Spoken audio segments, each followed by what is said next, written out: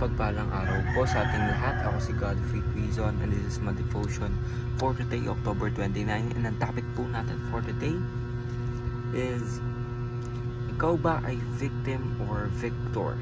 Victory of Christ.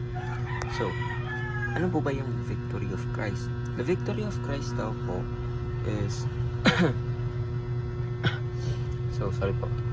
So the victory of Christ daw po is a triumph of Jesus over sin, death, and Satan through his death and resurrection. On the cross, he broke sin's power, conquered the grave, and crushed the enemy's hold. His victory is now ours through faith, assuring us of freedom, peace, and eternal life. We live not as victims, but as victors in Christ. So, ating scripture for today is 1 Corinthians chapter 15, verse 57. Sabi ko pa ba, thanks be to God who gives us the victory through our Lord Jesus Christ. So, sa Diyos po lahat ng papurihan, no? So, the victory of Christ over sin ang ating topic ngayon. Alam naman po natin ng ating Panginoon na hindi lang po bumaba para iligtas tayo. Bumaba po ang ating Panginoon in order for His kingdom to be established here on earth as it is in heaven.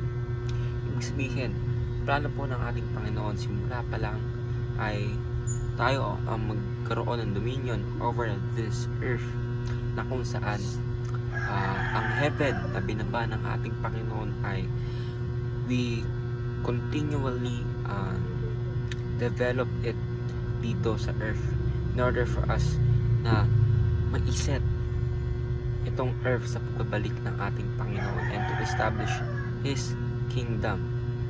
Ang ibig sabihin ng heaven ang ini-establish po natin dito sa earth. So, teachings natin is Jesus came to overcome sin, Jesus came to conquer death, and Jesus came to defeat Satan. As Christians na alam natin na tagumpay na ang ating Panginoon sa pag-defeat kay Satan, we will now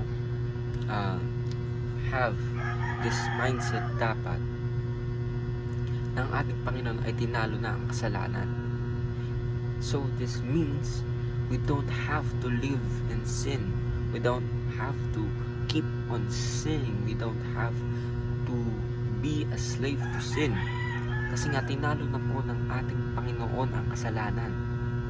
So why do we Christians na kailangan pa ba natin na mamuhay sa kasalanan if ang ating Panginoon ay namatay para tayo ay ma-cleanse sa kasalanan?